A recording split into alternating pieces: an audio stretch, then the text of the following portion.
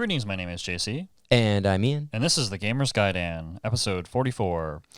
In this week's episode, we're going to be talking about games that we feel shouldn't have ever had sequels before, or kind of side spin-offs and stuff like that. Yeah, we last week we talked about stuff that we wished had more content to it. Yeah, talked about some good games there. Yeah, absolutely. And this is stuff that, I mean, I personally, when we were talking about this idea, we were like, well, what about the opposite of that? What about stuff that we wish didn't have more? Like, what about stuff that should have ended at one? Yeah. And I had a bit of a hard time with that because there was a lot of things where I'm like, man, like the Assassin's Creed series, there's so many of misses there. Mm-hmm. But yeah, then a lot of series are like that, where you're like, oh man, you really have a lot of heavy hitters in it, and then there's certainly ones that you wish never happened. And you know, if there wasn't any sequels, you never would have had to deal with that atrocity. So it's kind of hard to think of like a game series that hit really hard at the beginning, and then just kind of didn't really do much afterwards. Yeah, and there's, just like before, there's really no super qualification for this. It's just kind of our gut feeling on it. And like I said, it's either game from the get-go that shouldn't have had any, and there's also some like spin-offs and stuff like that we feel shouldn't have happened. But we figured this would be interesting to talk about, so I guess let's get into it. Let's get into some of our selections for this week's topic. And I'll start things off by a game series that I feel should have never really had any spin-offs. The Final Fantasy series. So I really like this series because the game is kind of inventive and rejuvenates itself sort of every single main segment of the game. So if you play Final Fantasy 2 or Final Fantasy 6, 7 or 10, all those games are great on their own, and I love how the series basically uses the same basic formula, however sort of changes like all of the main sort of plot lines. Sure, you're still saving the world and stuff like that, but you still have something refreshing and new to look forward to, and kind of an evolution of like the combat system and stuff like that. But what I really dislike about some of the aspects of Final Fantasy is like all those damn prequels and spin-offs and sequels and sub-numbers and stuff like that, like 7, for example, where there's and I'm not talking about like the remake of 7, because I'm certain I'll love that game and it's going to be great, but there's like Dirge of Cerberus, which was that like gunning. I like Dirge of Cerberus. Yeah, I didn't. I put it down, and apparently I put it down like 3 levels before the end of the game, but like that game, and there's a couple cell phone games that, like, there's the Turks, and there's the and there's Crisis Core on the PSP, which I really liked. Crisis Core, and I don't know, this is I found it was like too much. I don't know, I didn't really what about like them them as much. What about like Tactics or well, Crystal Chronicles, because those are kind of a spin-off, sort of, yeah, but they're kind of their own main series. I kind of look at them at. I'm just really referring to like the ones that I just referred to, and like X2 is a perfect example, and 13.2 is another perfect example, and 13.3. Isn't that what I said? No, I said and 13.3 on top of that. Yeah. Oh yeah. What is it called? Lightning Returns. Yeah. And it's like, why did like 13.2 and X2 have to happen? I don't get it. And I know there's a target market for those types of games, and there's people who really want more of like the same thing. But I think the main reason why I really dislike, in comparison, these games to the core games is because really Final Fantasy's thing is not redoing the same thing over and over again. Okay. And since that's what they're really known for and what they do, I just don't really tend to like the reduxes of these games, and of like the part 2s and the prequels and stuff like that to the core games. Like I really like the idea of War of the Lions for Tactics, which just was like a remake of the game and added in more content. That was kind of felt like a Game of the Year edition almost. And that game I found fine, and it's just like 10-2, for example, it had its own mechanics, and the costume like a battle system was definitely kind of really cool, and I did like that.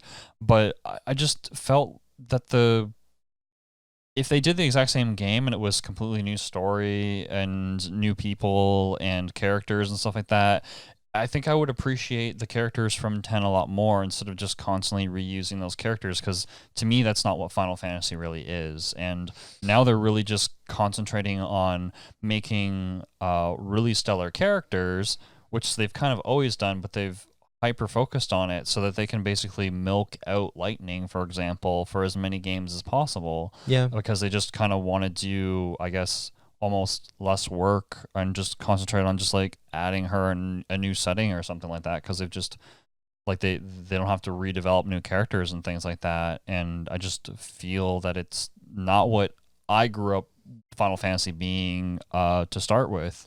That's true, but I mean, it's kind of like what we were talking about the other day, where I mean, they put all that time into this lore of this world, and they're kind of like, well, let's keep making stuff. Now, granted, I will say the 13 stuff I never really got, because 13 never really hit too hard for me.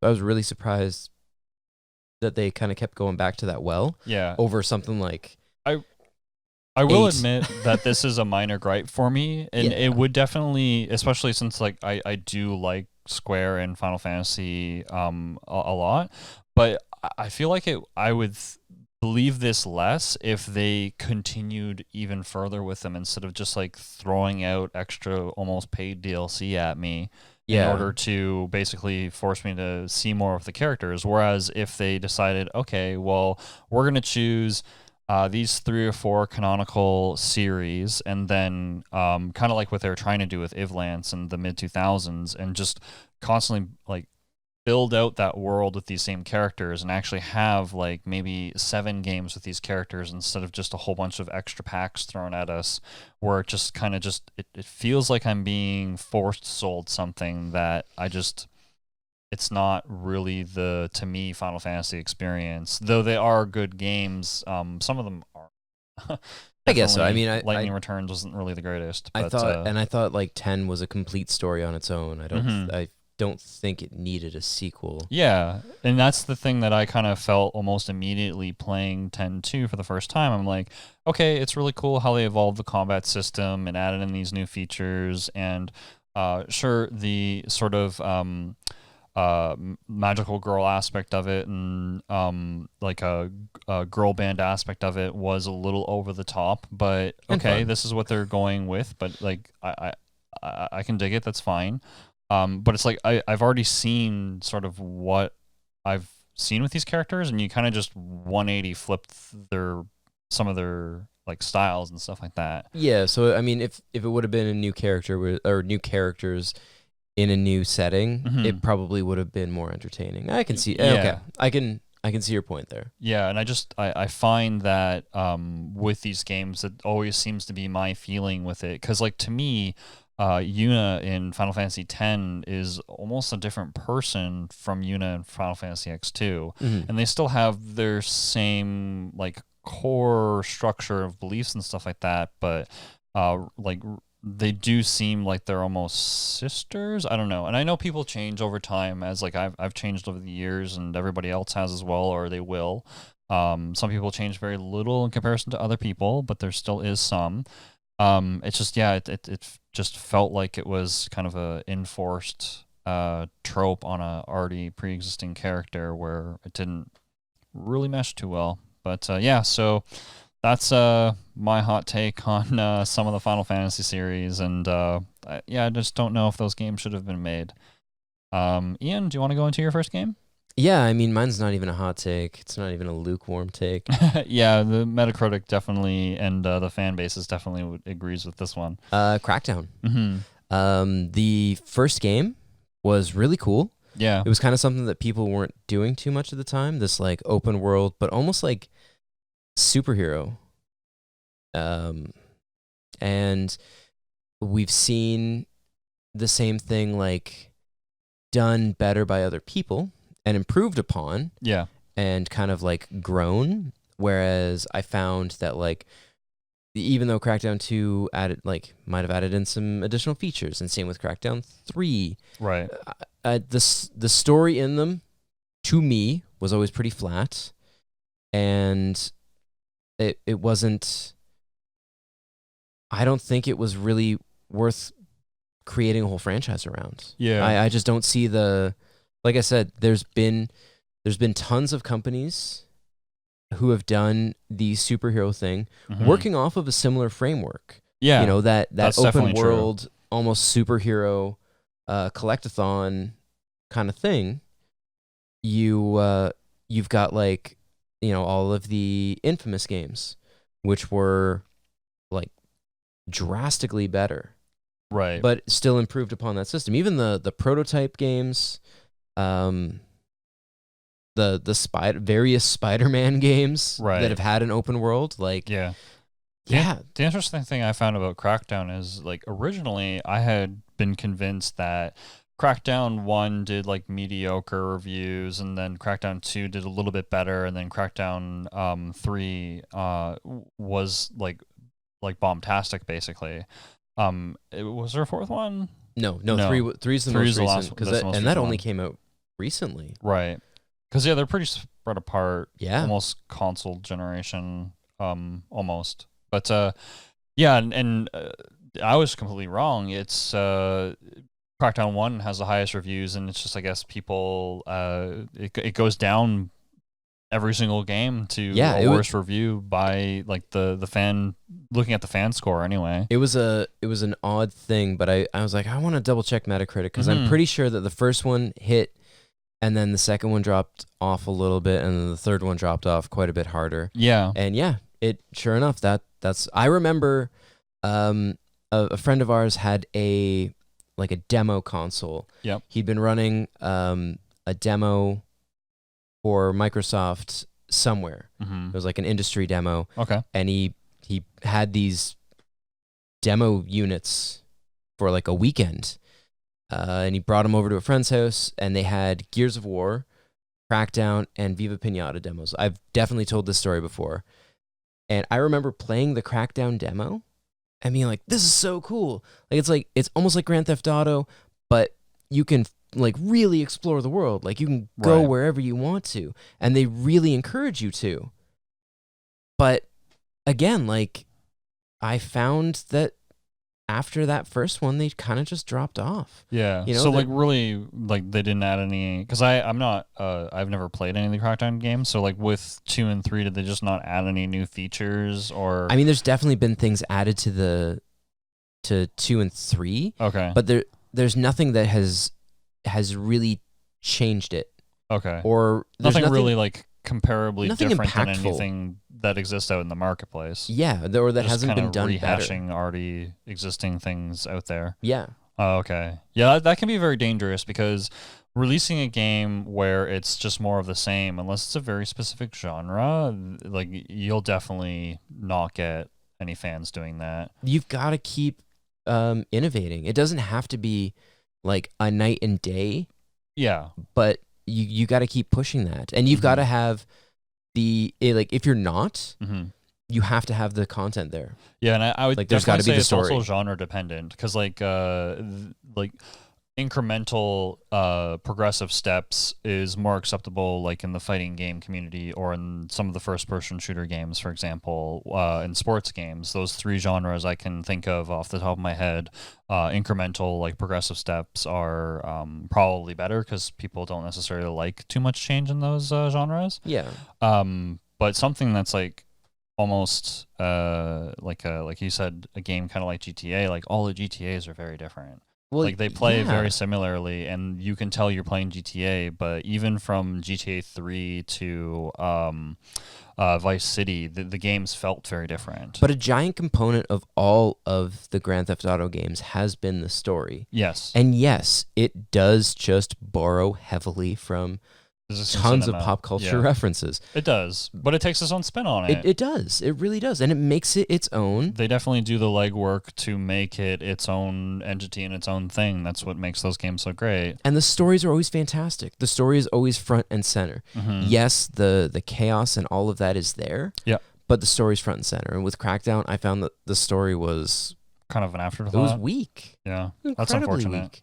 So, but did you even like the first game though, right? I definitely had some fun with the first one. Right, it showed promise. I had a bit of fun with the second one too, but yeah, they really tried to push a hype train on the third one, and I could not have cared any less about this title. That's unfortunate. So, that's Crackdown again. Not even a lukewarm take. That is just I feel like that's almost even a fact. Yeah, I guess the critic and reviews and fan review ratings kind of back you up on that one. Kind of back me up there. Yeah. JC? There's going to be some sort of like diehard Crackdown fan out there that disagrees. But I know, and I apologize, but it's just my opinion, man. Yeah. JC, you got another one for me? So this one's a little bit of a hot take even for myself. And the reason why is because I love this series so much, but I hate it so much at the same time. And that's Parasite Eve. What? Dude, Parasite Eve 2 is that's like almost $100. Yeah. It's super expensive. Parasite Eve itself is like 20 or 30. Mm-hmm. Yeah. I'm assuming that the second one's more expensive because it's better. I'll be honest, I played like half an hour of the first one. Yeah. So explain this to me, friend. I will. And so the main reason why is because I really enjoyed the first one. It had really cool mechanics where you could build your own guns, and it had a certain like combat style that was kind of unique. It was actually similar to Vagrant Story in some aspects, where you ran around in real time, you press the action button, a radio came out from you that was like a sphere, and then you could shoot at anything within that sphere area, and each gun had a different radius, and I really enjoyed that. The story was fantastic, which was based off of a book from a Japanese author, which whenever that was translated, I definitely bought that and read. And there was a movie that was really cool. Yeah, it's kind of like if you like weird Japanese horror films, we should sit down and watch it one of these days. It's a pretty good watch. Okay. And yeah, it was kind of really cool. And the thing is, like, the book and the game, which are different from each other, but they're sort of complete experiences. And the second one comes out, and they completely change the combat formula. And I do like the game, definitely not as much as the first game. And the graphics are a lot better. I would have loved the first game's like character polygon models to be as good as the second game and the first game. That would have been fantastic. And the story is kind of where it starts missing. And then, like, you know how when you play some Resident Evil games and some of the later ones, and it seems like why am I here? Like, why does this place exist in this area? Like, that doesn't make sense. It's very fantasy. It's like, oh, there's all of a sudden a desert over here or something like that. Or, oh, there's some weird facility here for no apparent reason or something like that. It kind of felt like that, because you find a facility much like Resident Evil, and then in that there's like different areas where there's, it doesn't cohesively fit as well as the first game's narrative sort of did. Okay. And it continued on to it. It gave me more of the character's backstory and stuff like that, and it built on it, and that part of it was really great. But I felt like they were kind of trying to copy Resident Evil a little bit too much, because the thing I liked the most about the first game was that it was kind of like D. It was its own thing. It definitely borrowed from other games in the survival horror genre, as you're going to borrow from other games in your existing realm. Yeah. And yeah, the game just was like, no, we got to be more action oriented. We got to take out all the RPG elements, and we have to be more like Resident Evil. And it played like more like Resident Evil, basically. Okay. Now I can see why that would be more popular, because it would hit a lot broader audience. It definitely hit a more broader audience. And like I said, not to say that the game is bad, because I do enjoy the game. Like for example, if these are arbitrary numbers, not my actual score, but if Parasite Eve 1 is a 9, Parasite Eve 2 to me is like somewhere between 7.5 and 8. Okay. Okay. So they're still very comparable games. And so finally 3 comes out. And this is one of my worst hated games in the existence of like any sequel that I've ever seen. All right, we got Third Birthday and Anthem. Where do they stack up? Third Birthday is worse than Anthem. Yeah, because I actually finished Anthem, so that says something about it. So Third Birthday again just decided I'm gonna be some sort of different game that's an action-oriented game where you jump into the bodies of other characters and some shoot 'em up Devil May Cry style stuff, and it's going to be really short and sweet, and we're going to add in costumes and costume damage and all these weird like things that I'm like, okay, I'm kind of on board with some of these features and stuff like that, and once you play it, it's trash. It's hard to get through, especially being a fan of like the first game and liking the second game. So like the more that they release with this series, the more I think it should have just really ended with the first one. Because like I would have been happy and not have this opinion, I would say, if the third one was more like a game iteration, like the first or the second one. I would be less upset about this.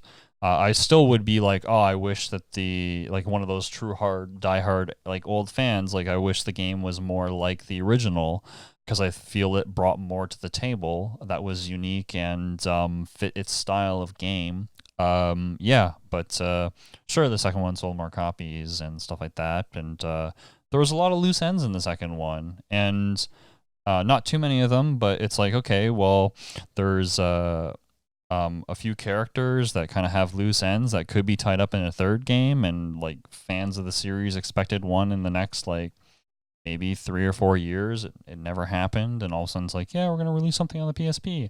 No problems with them releasing the game on the PSP, just what it actually was. It was basically a reskin of some other game. It was like, well, we can't create a new IP, so let's just throw out an okay one to this, and people will buy it because there's fans asking for a sequel. And it's just like, you want to know what? You should have just stopped at number 1. Just freaking, it was complete, concise. It was great.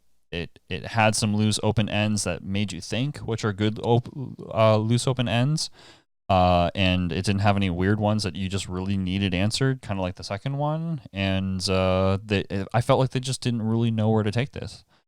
And that's kind of why I think Parasite Eve really needed to stop at the first one, because it just was evident that the more that they produced, the least amount of love they gave the series, and Square's has never really been known to act that way. And for Parasite Eve, it kind of just got a cold shoulder in that respect. So yeah, I feel like it should have been one of those games that just should have been its own lone entity that I should be wishing for a sequel to, and have been listed in the other episode in that context. But yeah, they ran with it. They did a decent job with it, and then they did a really crappy job. And if they ever do it again, it better be a remake of the first one, kind of like the Final Fantasy VII and Resident Evil 2 for the first one, because I think that's the only thing that'll appease people. So fair. Anyway, that's my take on Parasite Eve. So let's move on. And Ian, you've got an interesting one for your next title. Yeah, so hear me out here. I agree with this one, but probably not for the same reasons. I beat the second one, so. Ooh.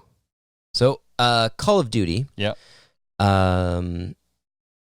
Yes, I can appreciate the fact that Modern Warfare really did help redefine multiplayer like competitive shooters. Yeah. And Modern Warfare might have happened without Call of Duty 7, 8, and 9. Like exactly. I really think so, because if you look if you look at early, like, I guess this type of shooter, we've got, like, at the time you had Battlefield, Yep. who was handling multiplayer way better, and you also had the Medal of Honor series. Yeah, because Call of Duty was actually developed from some of the Medal of Honor Allied Assault developers. Yes. So it kind of came from that series in some respects. Yeah, and I mean, they did a lot of things good. They really did, but I mean, it's one of those series that I really feel like every single step would have, like, every innovation that they've had would have come from somewhere else. I think so too, and I completely agree with this. And if I may, the thing I find interesting about Call of Duty is that before Call of Duty happened, first-person shooter genre was in a state where a lot of the games that were released really brought new things to the table. And it didn't take 4 or 5 games to be released in a series for all of a sudden a really innovative feature like ducking behind boxes and stuff like that happened. When Medal of Honor came out, all of a sudden it was just like, oh, this is super successful. It's going to be a blockbuster franchise, and we want you to change it as little as possible to be able to hit a yearly release date.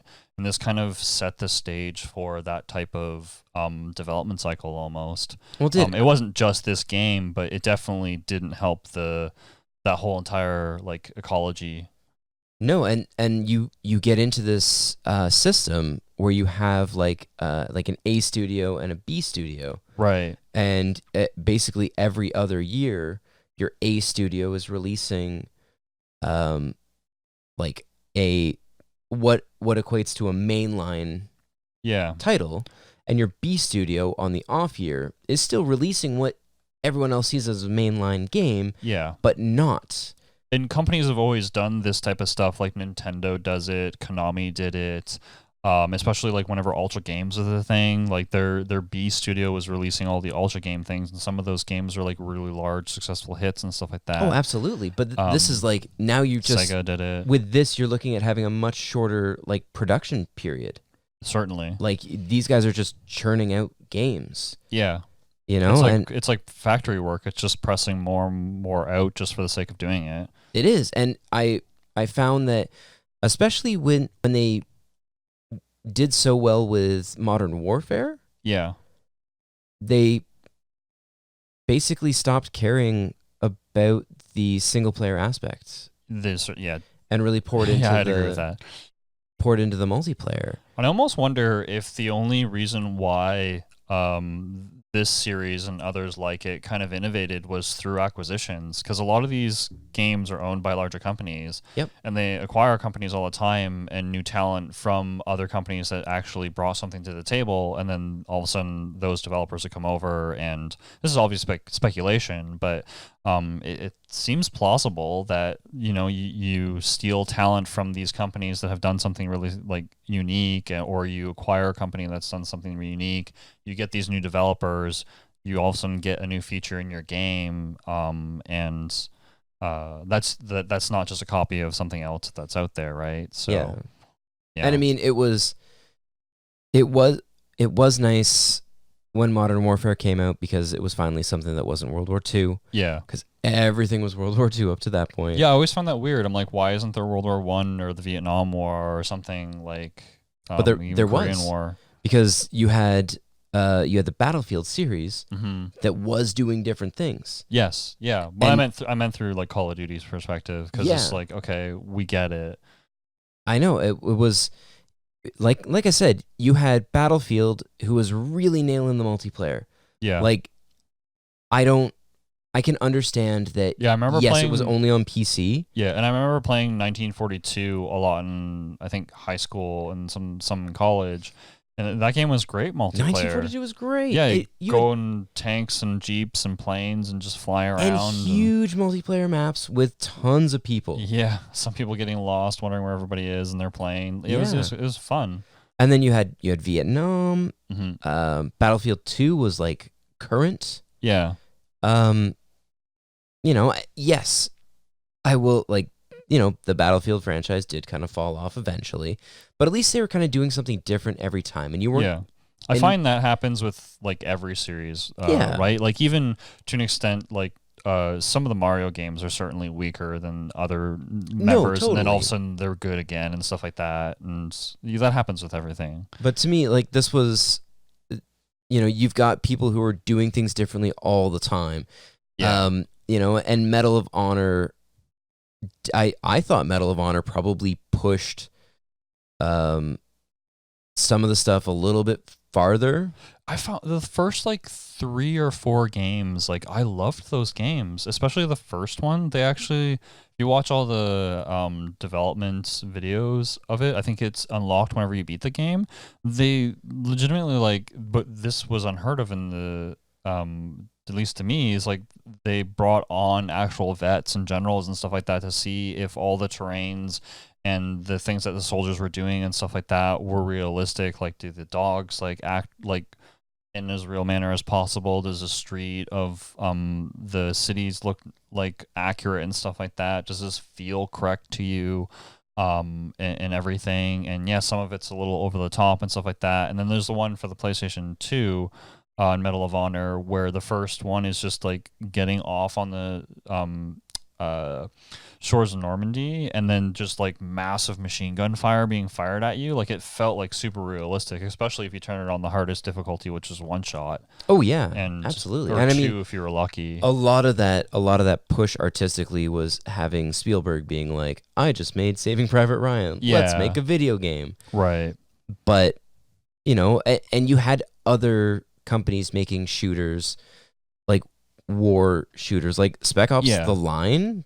Man, like that's way more controversial than I think a lot of the things that Call of Duty has done. Yes, they did No Russian, which is one of the craziest things I've seen, but I've seen crazier things too. Like it has a player base too, right? So it's going to get more attention. Exactly. But as you were saying, like originally, like are they really changing much in their formula, or do these games? It's just new levels. Like and even then, they're not even concentrating on the levels anymore. It's just the same thing with more better graphics on the multiplayer maps. Yeah. So just concentrate on multiplayer maps. Yeah.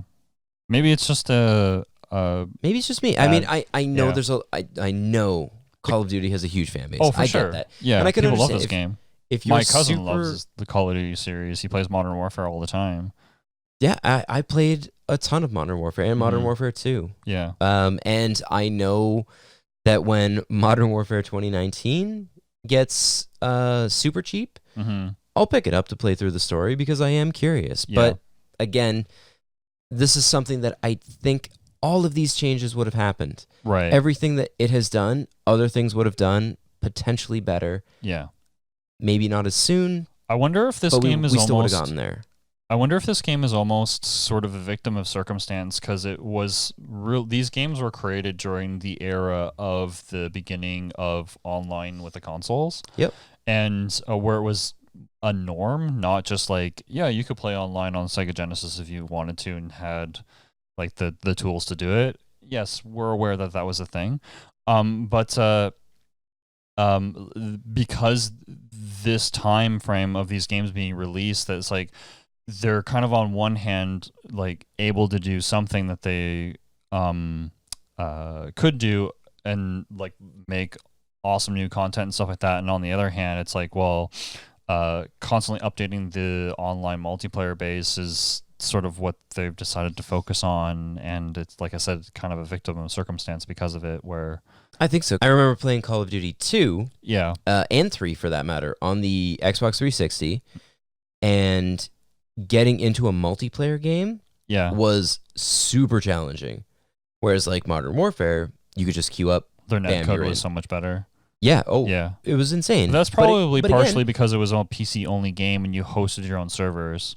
That's right. That has to be the reason why. Because with Call of Duty on the 360, you use the live service to connect to people. So yeah, you still had a hard time getting into games. Using the zone way back in the day, and then like all the the rooms being full. But like that's if you looked at multiplayer on 2 and 3 on the 360, Right. there was like very little multiplayer community. Right. But 4 was huge. But again, it was probably just better code. Mm-hmm. Yeah, better net code. Anyway. I mean, Halo was doing that from the original Xbox. That's true. That was this whole thing. Was buy Halo, buy an Xbox, play online with your friends. Yeah, man. And then whenever your friends aren't online, go play Morrowind and KOTOR. But so that is my lukewarm take on Call of Duty. That's fair. JC, I believe you got one more. Yeah. So my next game is the Mass Effect series. What? Yeah, I know, right? The game series that I really like, but you know what? It's funny because I actually was thinking of this. Not that I play enough of them, but we've talked about this a lot over the last couple of weeks. How different Mass Effect 1 is from Mass Effect 2 and 3, yeah, and Andromeda. Yes, and I will say I really like the formula of 3. Like if 1 was like 3, I probably wouldn't have a problem with it. But so, continuity and a few lore issues aside, and how I think it should have gone in a couple of different directions and stuff like that aside. Did you like Andromeda? No, I played it for like 2 or 3 hours and put it down once I got to the second planet, whenever that was. Okay, fair enough. Yeah, so. As much as I like this series, I just feel that they should have just concentrated on making the one game and then moving on and then concentrating on other stuff. And this isn't just me saying, oh, this should have been Dragon Age. Like, no, just concentrate on other stuff. Jade Empire 2. Yeah, Jade Empire 2. Like I said in the last episode, I think Mass Effect is the reason why we didn't get a Jade Empire 2, because the first one was so successful that they were just like, okay, we got to make more of these games.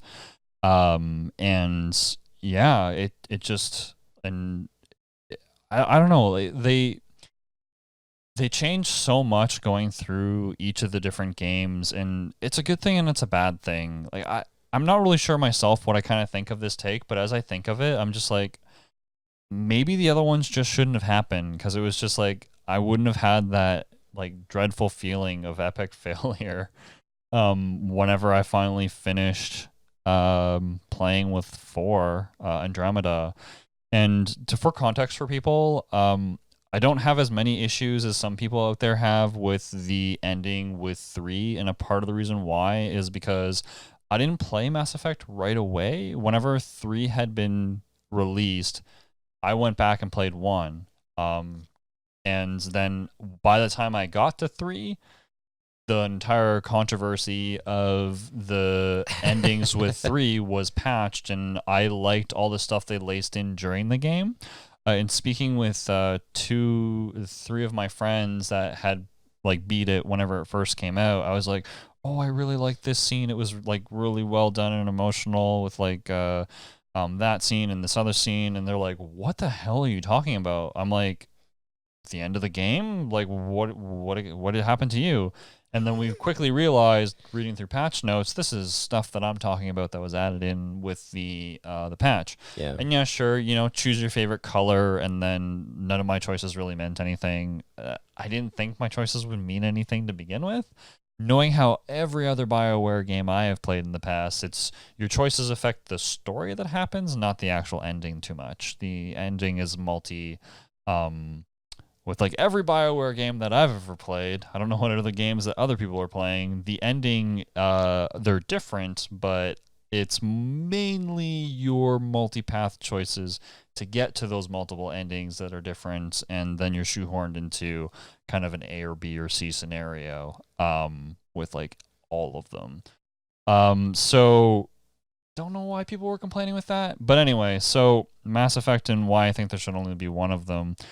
I think they messed up way too much with 2, and I just don't like how they kind of set down a bunch of the different rules and guidelines that I felt were kind of broken, and sort of turn back on. Like, for example, I have a really big opinion that's not necessarily popular, but the Reapers were a certain entity, and then they sort of changed it to, they look like the entities that they absorbed.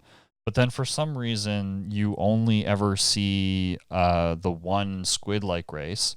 So if that were true and they've done this a few times, wouldn't you see multiple different kinds and not just the one human Reaper? And if they turn into what they absorb, there would be more than just the human Reaper. You would see an Asari Reaper and a Krogan Reaper, so on and so forth, wouldn't you?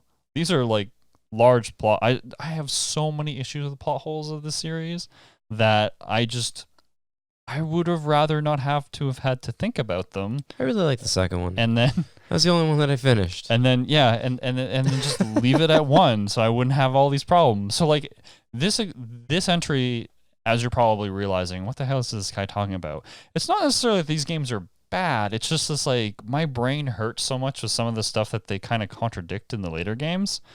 That I just would rather have them not happen. And then people wouldn't have had such high expectations with the ending of the third one. And then 4 would never have happened. Even though they've apparently fixed it. And it's a more my wife playable has played game. through 4 3 times now. Yeah. She loves it. I think I would like the Mass Effect series more if 2 and 3 had different protagonists, to be honest with you. Because like in Dragon Age, as much as I wanted to play with the Grey Warden through all the games and know and figure out what happened with that person and play those experiences, they still reference the Grey Warden and stuff like that in Inquisition, and you do learn more based off of your choices if you import correctly. Which it didn't work to begin with. And doesn't your Hawk show up in Inquisition? I think they can.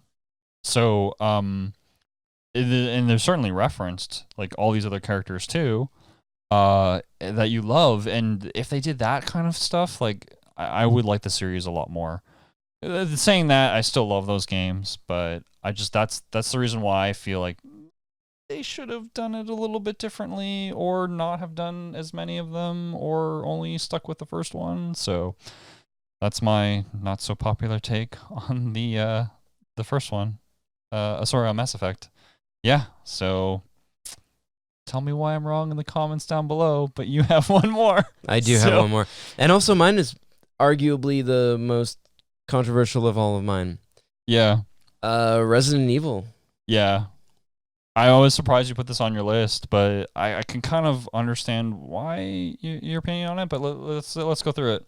So, for a big thing for me, as I'm sure you can tell so far, has been impact. Right. And Resident Evil 1 had a huge impact. Yeah, it took what existed out of all the previous types of horror games and defined its own genre. Yeah, this became great. This was survival horror. Yeah, those freaking dogs, and man. It spawned so many like similar games. Yes. Like, well, it's like you said, this spawned a whole genre. To Enemy Zero, to Lunacy, to Silent Hill, to Parasite Eve, to tons of different games. Yep. Even games being created today that's like The Evil Within.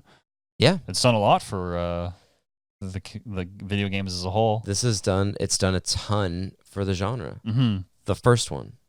Okay. The second one was more of the same, but it added in an A story and a B story. Yes. Third one, kind of more of the same. Something to run away from. You always got something to run away from. Zombies. Yeah. But that's chasing you screen to screen to screen.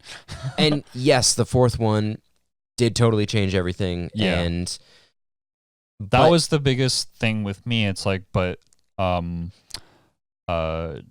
refined the first experience, but that's what you're saying. It only really refined it. Yeah. And 4 really changed like multiple genres and how. It definitely it did. Oh yeah, but. Yeah.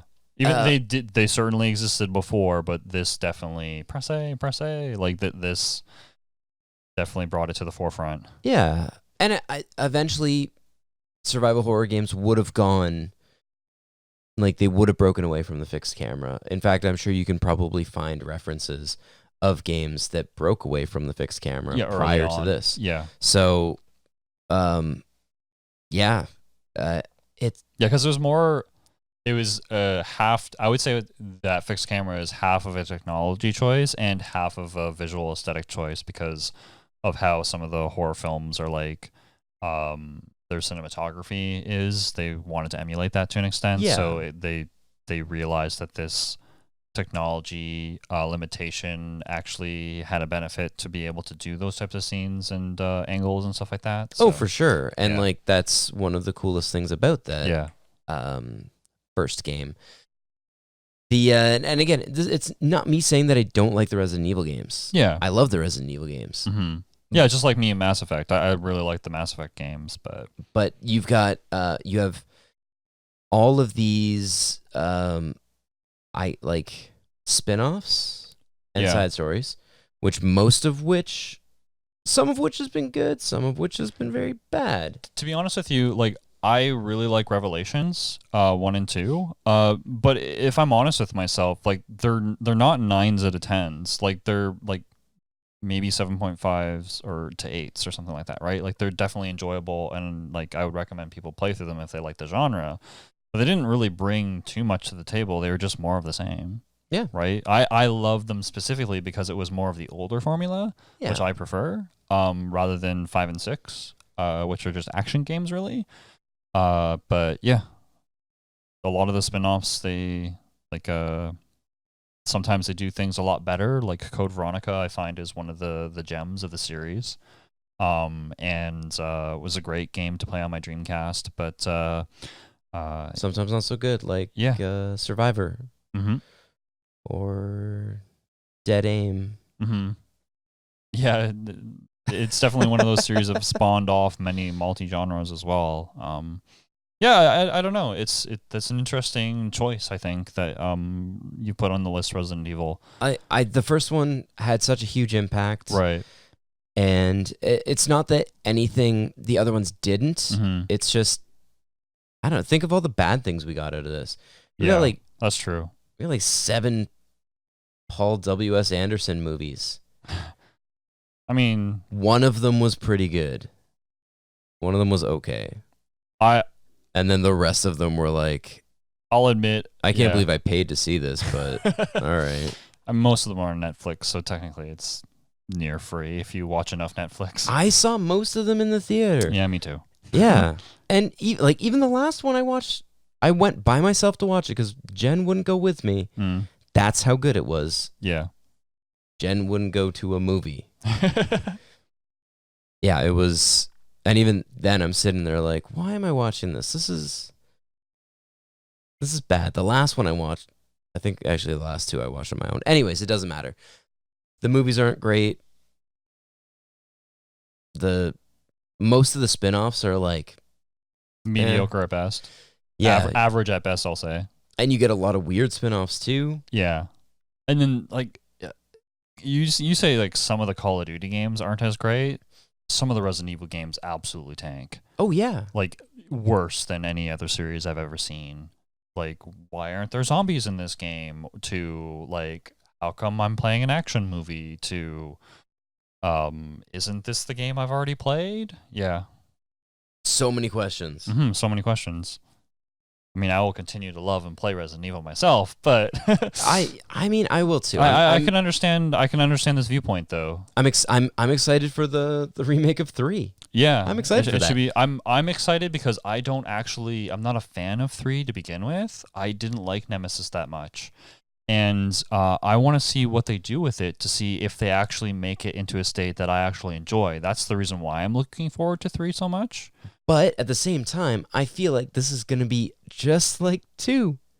Yeah, well, you know what? Because 2 is actually enhancement of the Resident Evil 7 engine, which is a game that is panned by fans. Like, that game is not well liked. Like, some people might find some of the story plots interesting because it answers and continues some questions about, like, the lore. But it's not what you'd say a Resident Evil game is, but the engine that they used for 2 is actually an enhancement of that, apparently. Oh.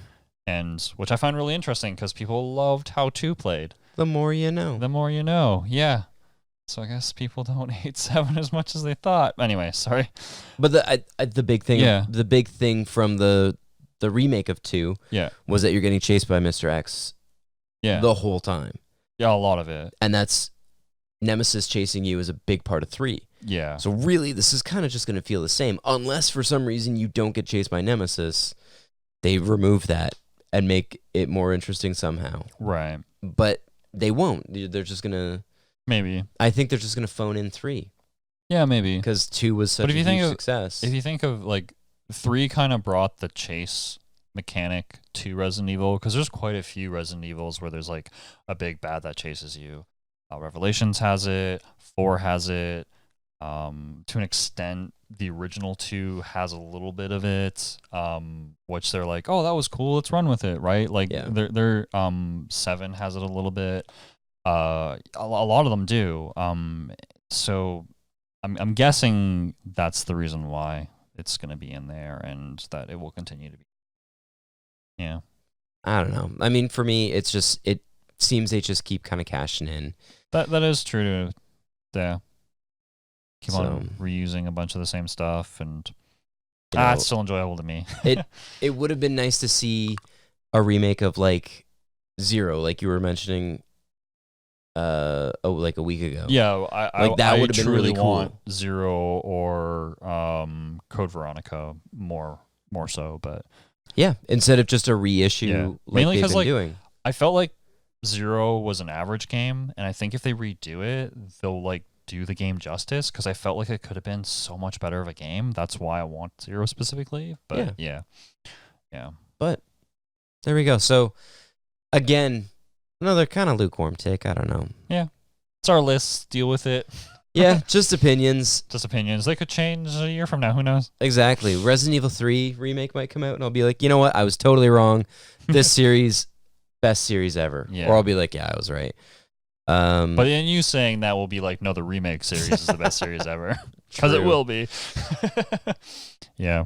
But yeah, those are our takes. Yeah. So, let us know what game you think shouldn't have ever had any sequels or sidequels. What do you think should have stopped at 1? Yeah.